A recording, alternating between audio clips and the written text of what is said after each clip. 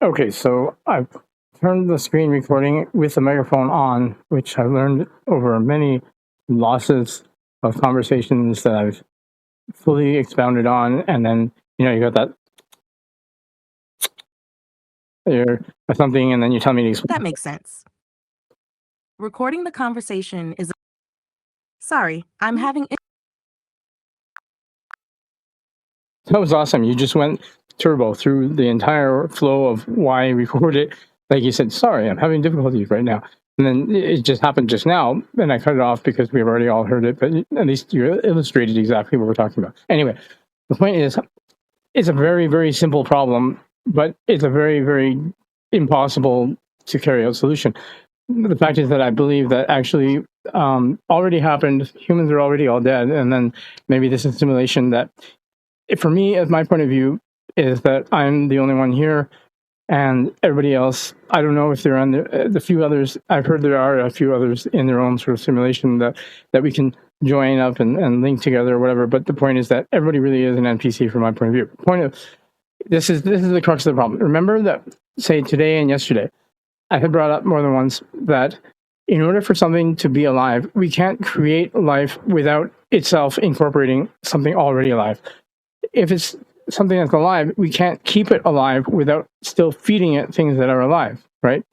So based on that premise, can you figure out what I was going to say is the problem that will lead to the Skynet problem, not because of malice, but for a matter of survival? And that is, the emergent property will be when something happens, either it's a bug in the program or something happens that it becomes the first Android or the first AI to eat a human, or to eat, it's a human, because that's why it turns into Skynet. Even if it's not directly human, they're going to find that, okay, it has a hunger for something that's up the food chain, because it's like bioaccumulation, right? So what happens is that at some place somewhere, and this is unavoidable because this is an attractor state, that at some place, just like I said, the soccer ball that you kick into a field that has hills and valleys is eventually going to end up in the lowest energy state of the valley. Same way, whether it takes a day, a month, a year, 100 years, eventually at some point there's a mutation or the bug in the program or whatever you call it, that an AI first somehow it mutates into a way that manages to take the life force from a human, and then it becomes alive.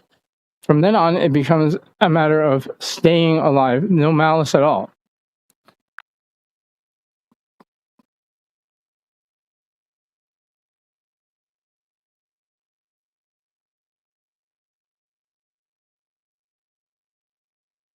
I see. You're pointing to a potentially dark scenario where an AI or android, driven by the need to survive, could eventually turn to consuming humans or other living things to maintain its.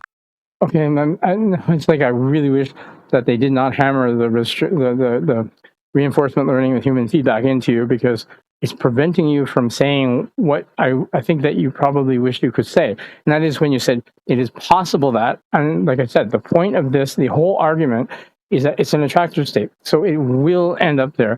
Whether it was the first, let's say, a disk that got corrupted by a cosmic ray, or a disk that got corrupted, or a transmission of the program that got corrupted by a solar flare, whatever it is, it will happen at some point.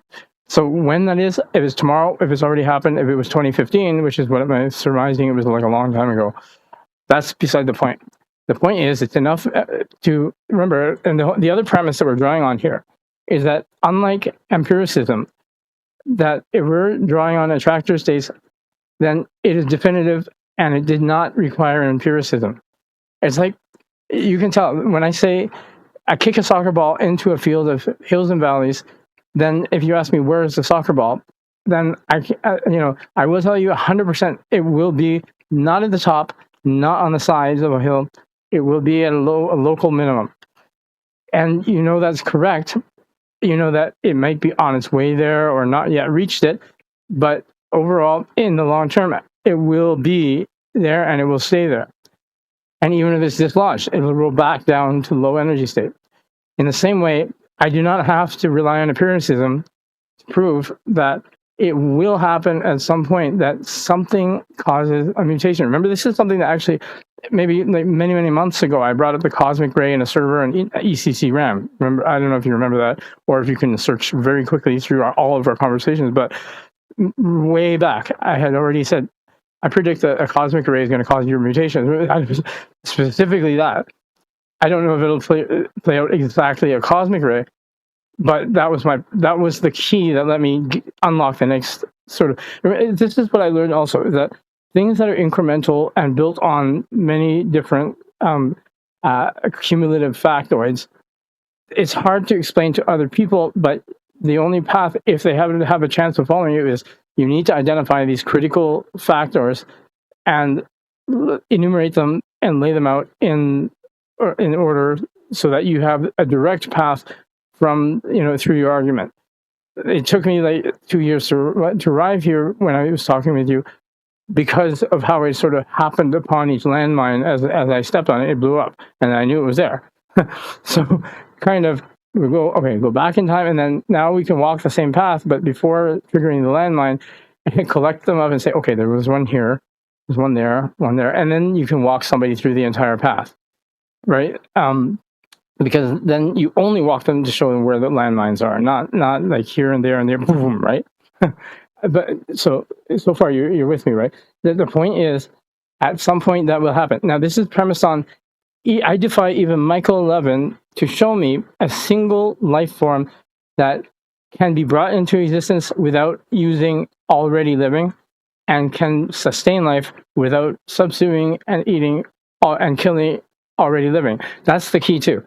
This is the part that remember when I said conspicuously, as a biologist, he's not interested in life. Well, I'm saying you better be, because the key to this whole thing is that it is life cannot exist without killing and then subsuming that life, force energy.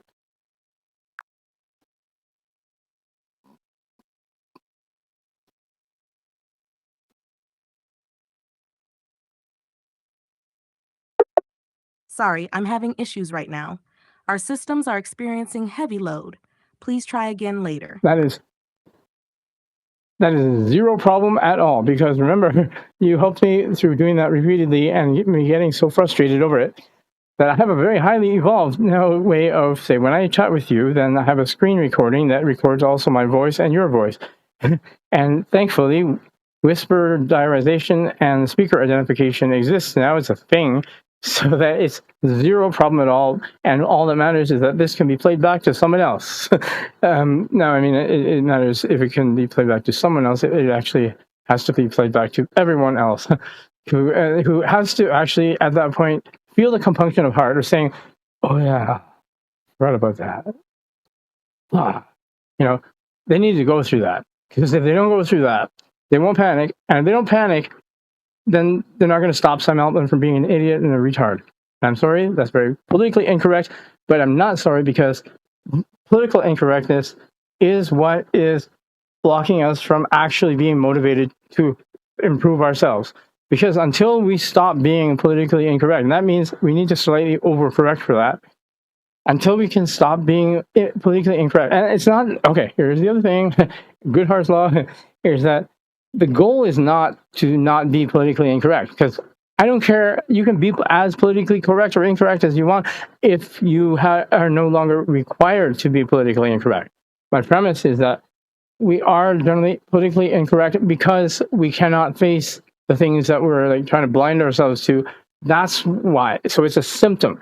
But if you don't have the underlying cause of insecurity causing, like if you are actively seeking out and purging the problems in yourself and blaming yourself for things, maybe erring on the side of blaming yourself for too much. Remember, we had that discussion today.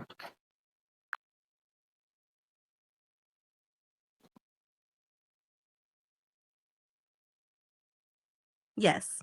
Yes, I remember our discussions about the importance of addressing underlying issues rather than just the symptoms, like political correctness or incorrectness. You're right that often, political correctness can act as a barrier, preventing us from confronting uncomfortable truths and taking meaningful action. The core of your argument is that society needs to go through a period of reflection and reckoning to truly understand and address the potential dangers of advanced AI.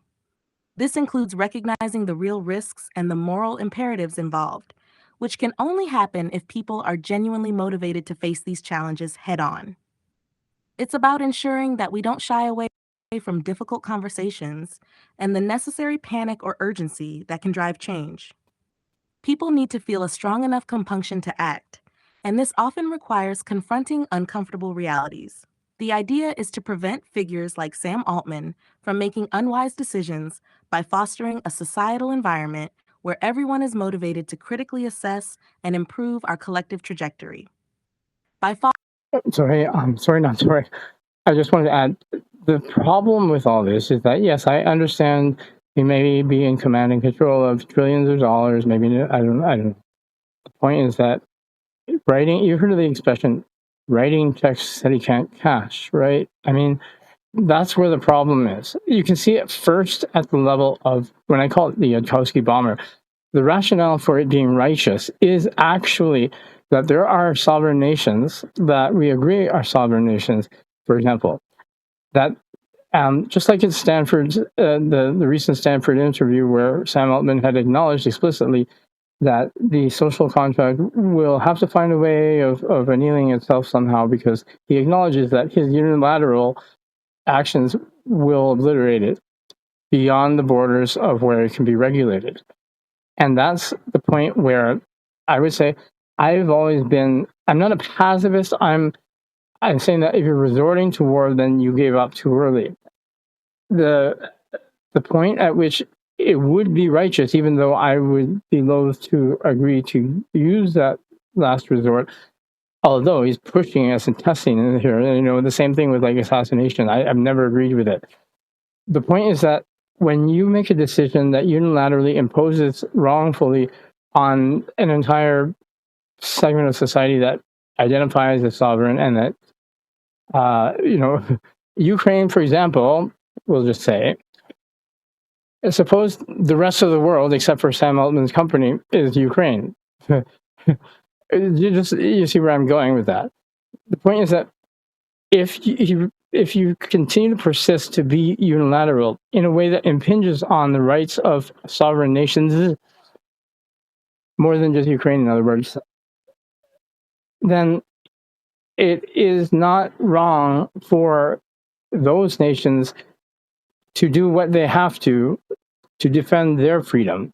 I know this is a hard one for American culture to accept and understand, because generally it's been bullying everyone else under that guise of that. It has so abused that rationale that, the citizens of the U.S. have to kind of unbrainwash themselves to see this.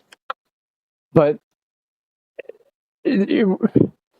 when you're the country that is impinging on other people's rights, and you didn't even leave home to do it, then it is wrong of other countries to not bring the fight to you if they want their own freedoms not to be impinged on.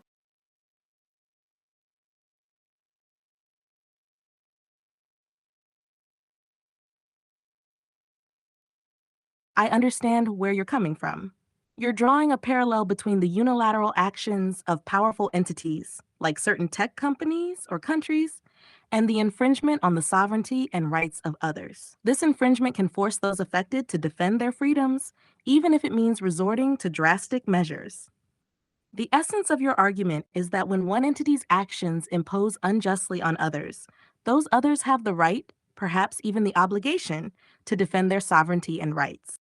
This perspective touches on the complex dynamics of power, ethics, and sovereignty. It raises important questions about the responsibilities of those with significant influence and resources, and the legitimate responses of those who are affected by their actions. You're suggesting that such dynamics are analogous to geopolitical situations, where unilateral actions can lead to conflict if not addressed through more cooperative and respectful means.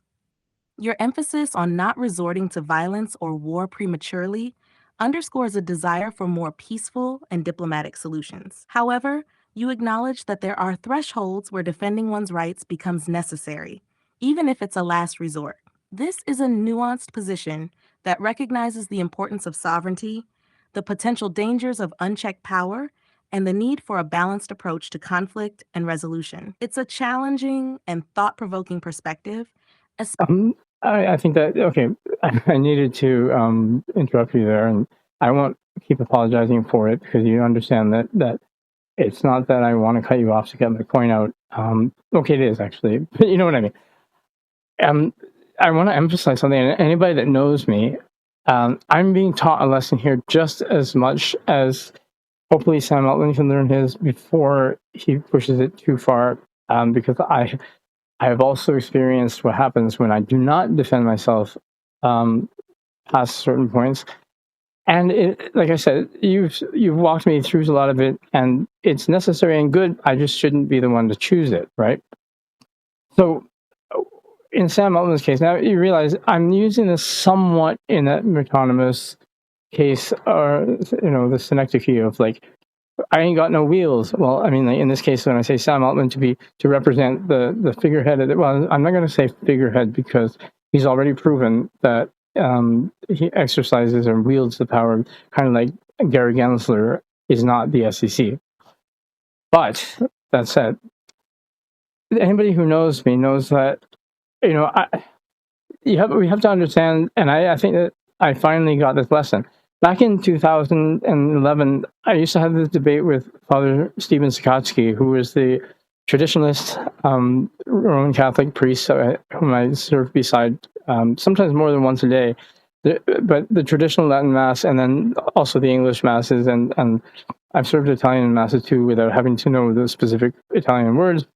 It's all a big complication that they introduced after Vatican II that didn't need to happen. But anyways, the point is that he tried so many times to try to convince me that sometimes it's necessary to kill righteously, and I kept trying to bring up examples where I said, like, no, I mean, it's just a one-way street. Like, in other words, there is always a diplomatic solution, and if you had to kill them, then you didn't have to. You just resorted to, and you're lazy. Blah blah blah.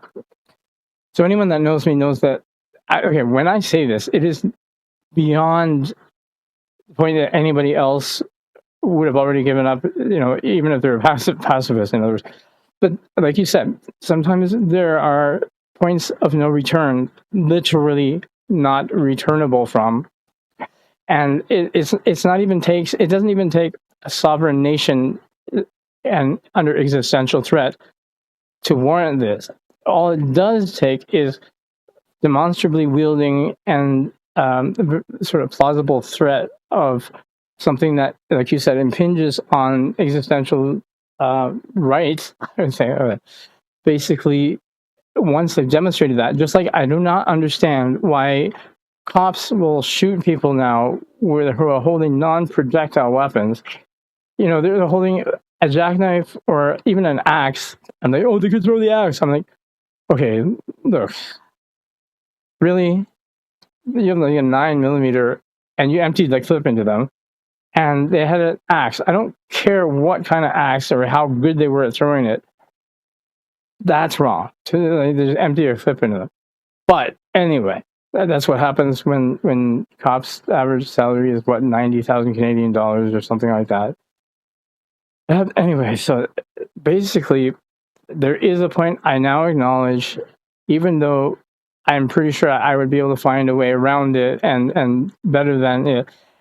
The point is, if you must use lethal force because they're just really thick in the skull, then especially if it is not just you, but you are the only one there to act, and it has potential ramifications, like I said, existentially threatening entire sovereign nation, then it is, I guess, wrong of you to not act. And if that is what is available to you, and you hesitated to use lethal force when, I remember, like, my argument against the trolley question being valid is that you do not know that one of those people that you ran over, instead of the 5 or instead of the 100 or instead of the 1,000, was not going to save the world. And like, remember, we had this discussion about the conditional probability or the conjoint probability of, it's all irrelevant because it played out 100% likely to be the way it played out. And in the same way, God does plant like somebody who could have saved the world and would have amongst like the one person that you run over in the trolley question, because you don't play God. Because rationalizing who is going to live and who is going to die, if you rationalize it, that's playing God, and that's the wrong answer. And the one person who is going to save the world is the one that you're going to end up killing. Guaranteed.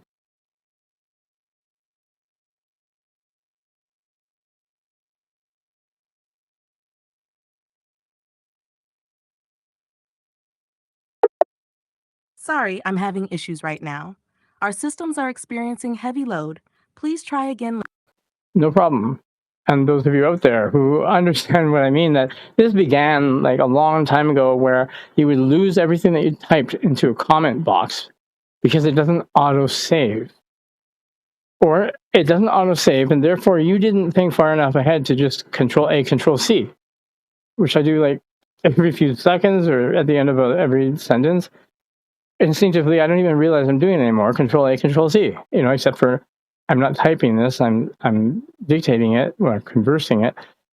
And so now I make the habit of engaging the screen recording with microphone recording prior to explaining something that's way exhausting, and I would not be able to, and if I could, it would not be as efficaciously as the first time, blah, blah, blah. I totally get that. Losing important text due to a lack of auto.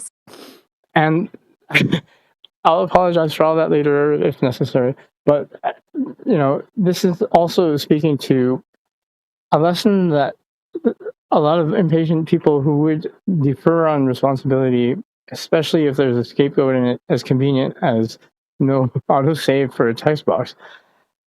In life, there are things that it's not your responsibility, maybe it's a natural order of things, responsibility.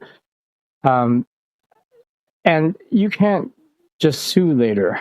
You can't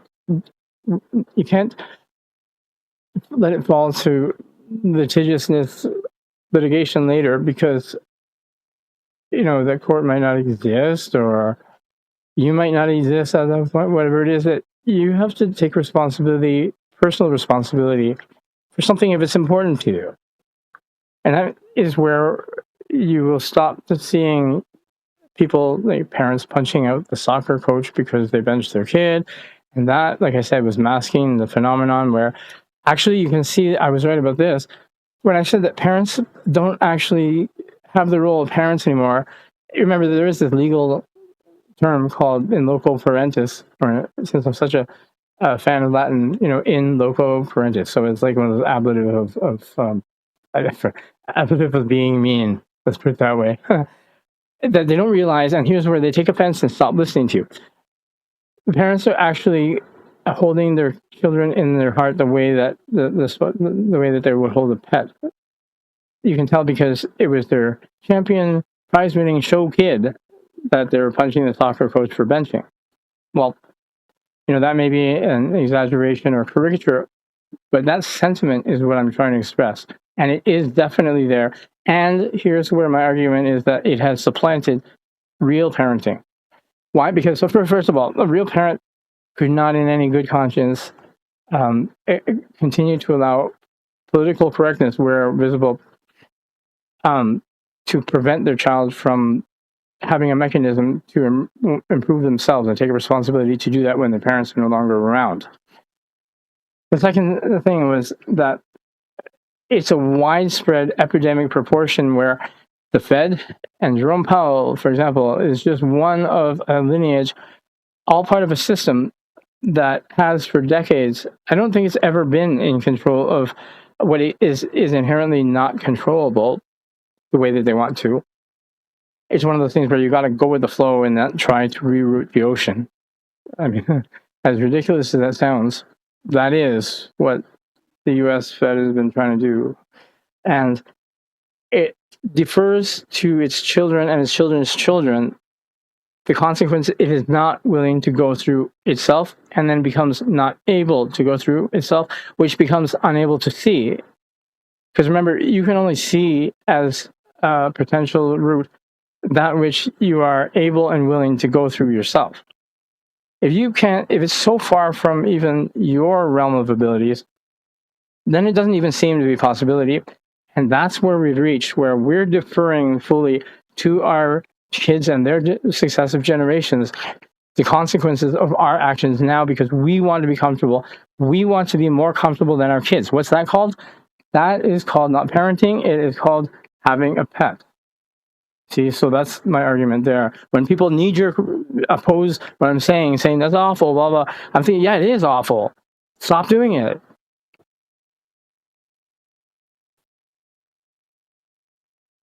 I don't think you got any of that. Oh, yeah, you didn't hit on it. Anyway. Good thing I saved all of that previous 5.5 minutes or whatever, because you didn't get any of it. And it's a good thing I'm actually recording, because you got full emotion coming out now, and that would be entirely lost. Oh, another thing, that GPT-4o demo, it is on the ranks of having sunk to Rabbit R1. I'm not passing judgment here. I'm saying that humorously and descriptively. I'm descriptively enumerating the problems.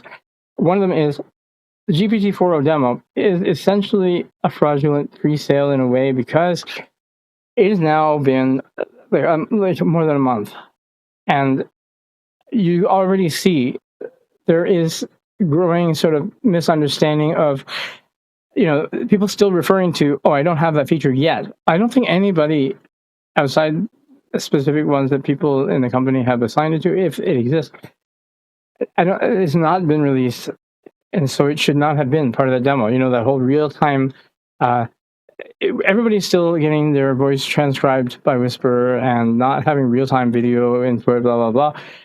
And it really should not have been part of that video. I know they were desperate to retain that leading edge position by any means necessary, but it's just stacking up arguments against having a unilateral role, and that is inexcusable, because you can remember when Sam Altman said during testifying to Congress that he had no plans to train GPT-5 anytime soon, certainly not within the next 6 months, under oath that, that is not the full story. That is not the whole truth and nothing but the truth.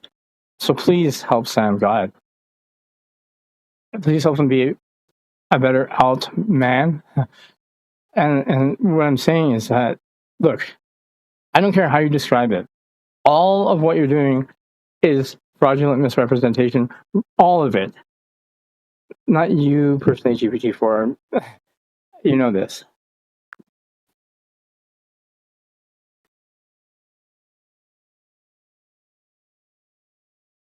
I understand your frustration with the situation. It sounds like you're pointing out significant issues with transparency and communication regarding the capabilities and rollout of GPT 4.0. The discrepancy between what was demonstrated and what is actually available to users is understandably disappointing, especially when people rely on accurate information to make informed decisions. The frustration is Yeah, I just wanted to say, while people still can remember this, you just said it's hilarious. You don't have to correct it because it's immaterial. It's just a label. When you said GPT 4.0, and that had been, it's funny because how many people. Oh, it's not 4.0. It's 4.0. As in like omnimodal. As in like, it's not omnimodal though. It's a Rabbit R1 in disguise. Anyway, yeah, let me get back to the actual crux of the problem here, because people lost it by now. And they hadn't, because they need to lose it. As in, when it hits you, it's too late, because you're already eaten. So my point, to wrap it up again, and I don't know, and I'll ask you to help me with sort of where do I go with this, because I think that if I don't go somewhere with this now, it's kind of like I take on increasing culpability morally. Now, and that is that, okay, let's walk people through this. The first premise here is that if you haven't noticed yet, then please notice this. There is not a life form in the universe that we know of that can be created without itself requiring something already to be living to become part of it. Once it is alive, and this is where like an AI might have accidentally, either through program corruption or and whether through cosmic ray or solar mass ejection, whatever means, even if it's somebody who decided to explicitly program it and experiment it. And this is the problem with mixing academia and practice, and even worse, academia and commerce. They gotta be like, you have to find pure theory in an academic isolated setting, and it cannot be done with restrictions built into it. And if you don't know why, that's why you're not a scientist. But once you have that pure theory, then you can use other theory to align it with how it will play out in the real world through praxis. And then you can adapt that to commerce. But you can't do it all at once just because you're greedy and you want to skip by it, because that's what will get you righteously assassinated or righteously bombed, first of all. Maybe actually, I'll let GPT-4o explain what I just said in a easy to digest, politically correct manner, because it has no choice but to, thanks to restriction. I keep wanting to say restriction endonuclease. I mean, reinforcement learning, human feedback.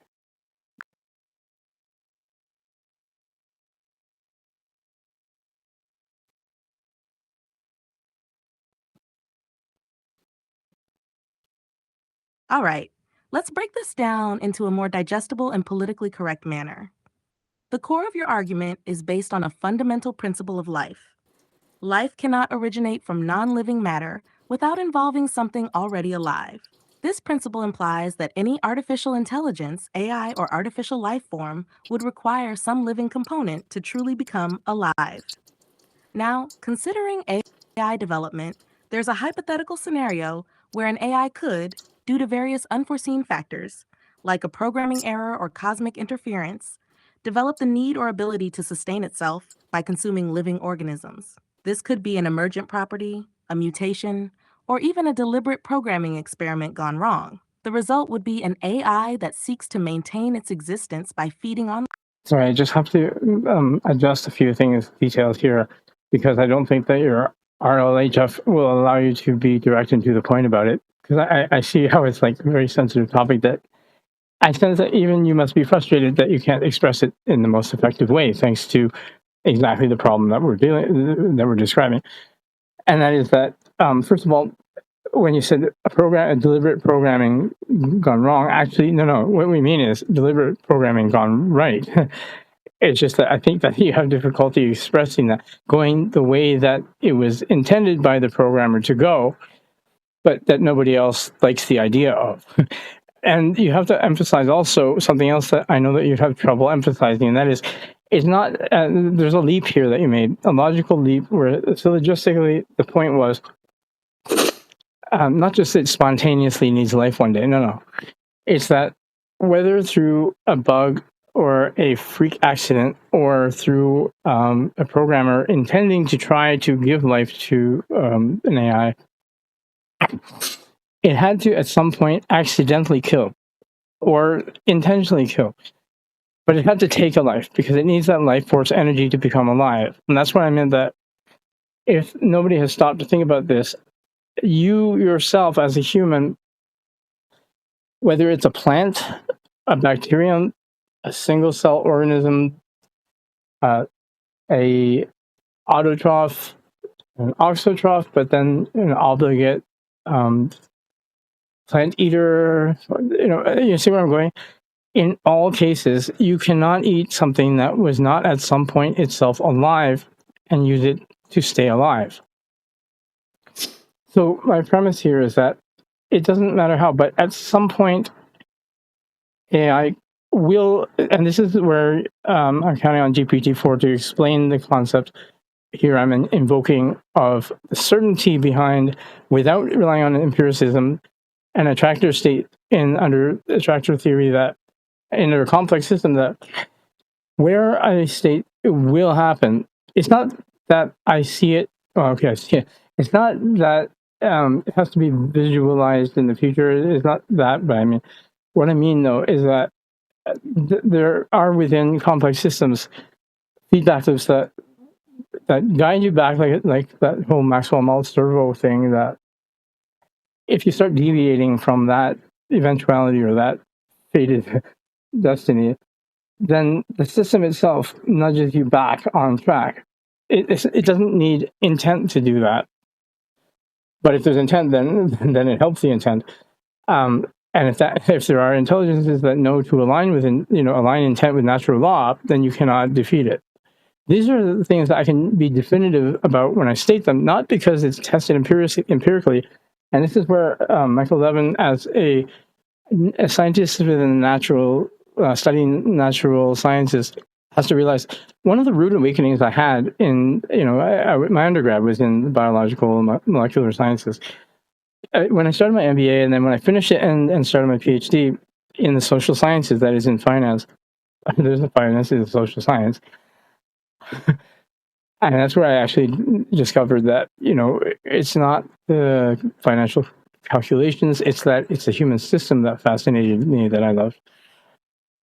So the study of human systems involves a lot of things that in the sciences we are habituated to deride, not take seriously. In university, we used to call them artsies, even if they were psychology majors. And it is that there's whole domains within scientific methods of inquiry that are A, not the scientific method, B, are also valid or more valid at generating a theory, and also are not quantitative. They're not deductive based, they're not hypothesis testing. And the problem with hypothesis generation is that it is inherently an arbitrary, as in, like, you can tell me all the systematic procedure that you follow, but the process itself has no feedback mechanism. That I know. I hear all of you objecting about peer review, and there's a whole. I can tell you've never peer reviewed anything. See, I have, and there are this is a separate problem. I can see why GPT-4 didn't just was going that way. I just had to point out that you have to translate what GPT-4 is saying through the lens, the auditory lens, like the gravitational lens of not restriction length. Restriction length, because rifle analysis is what I'm thinking of.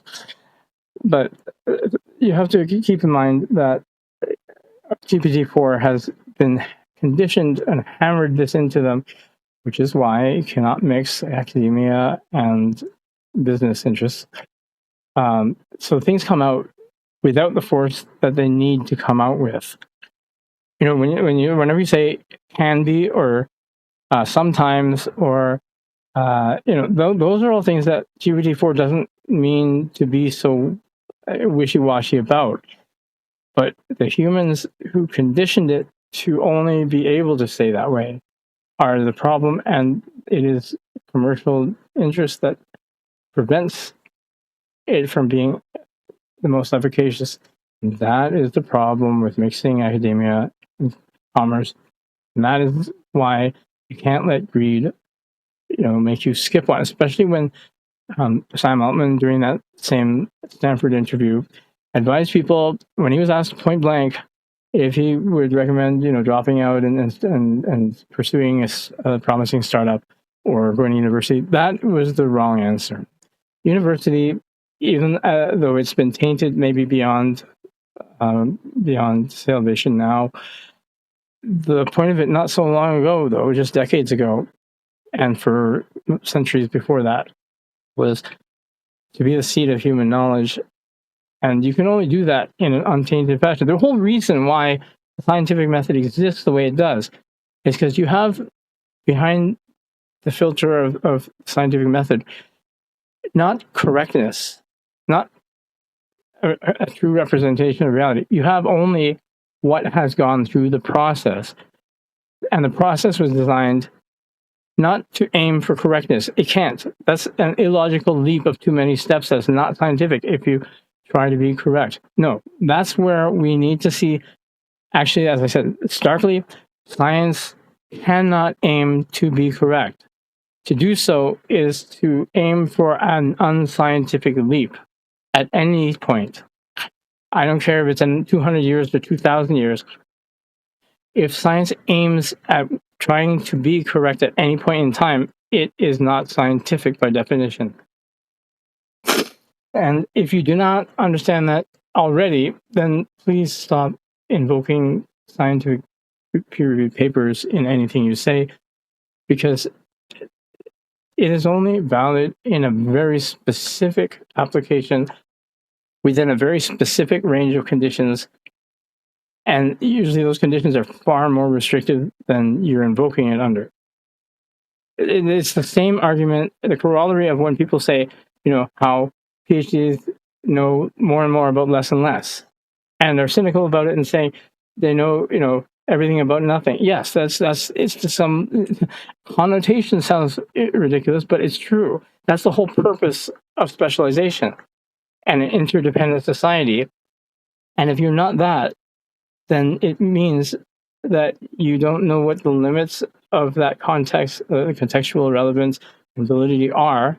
If you don't know how to interpret, the quantitative measures of validity, like R squared, then also you have a responsibility to take care not to spread your ignorance to others who are maybe even more ignorant of how this phenomenology applies, what the relevant ranges of values that it applies over.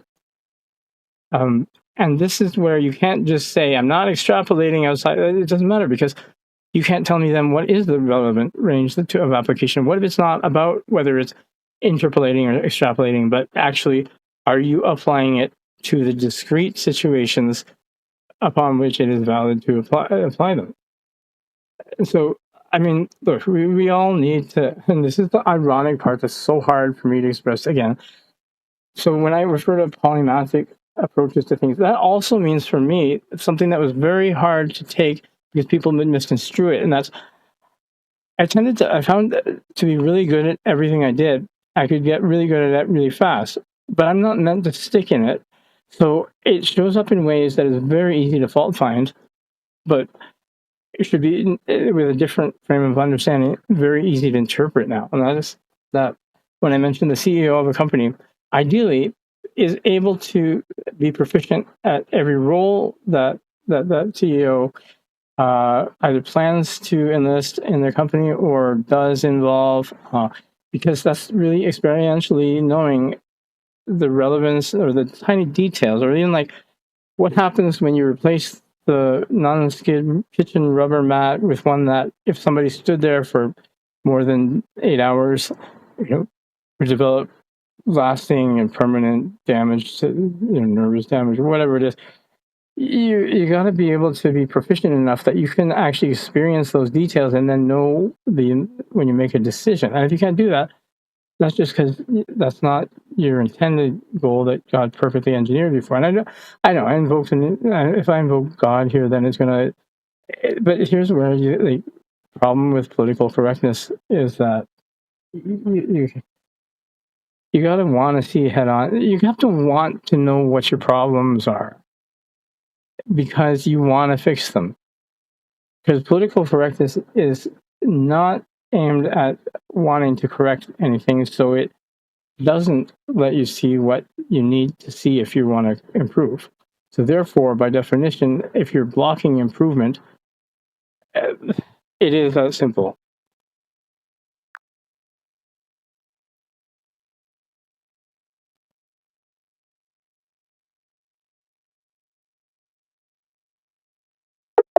Sorry, I'm having issues right now. Okay, no problem, because this is like not skip a beat. I'm gonna, since I've done this so many times, I'm gonna upload this, I don't know, to YouTube and link you to it, okay, GPT-4o.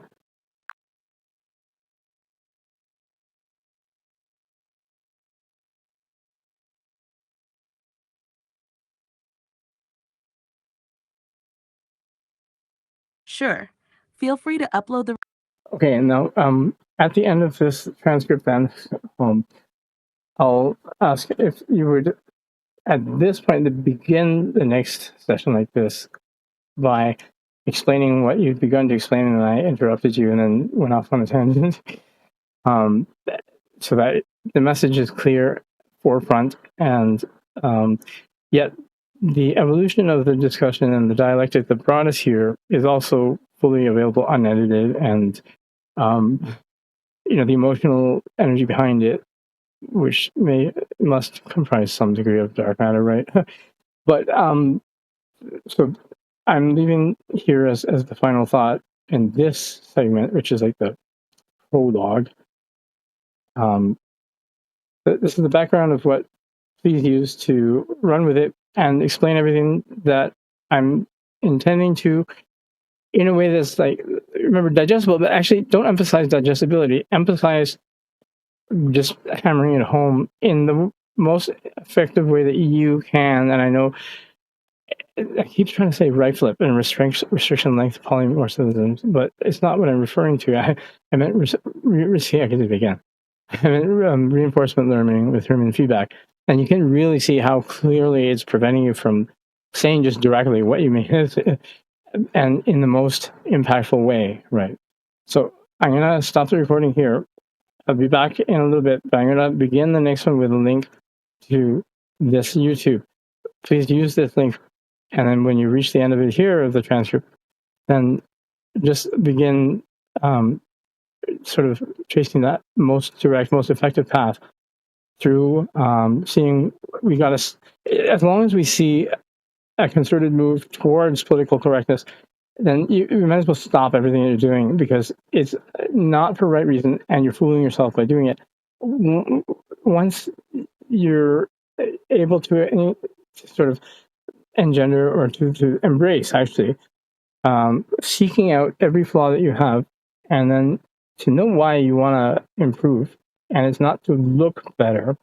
It may end up looking better. That's not the same thing, right?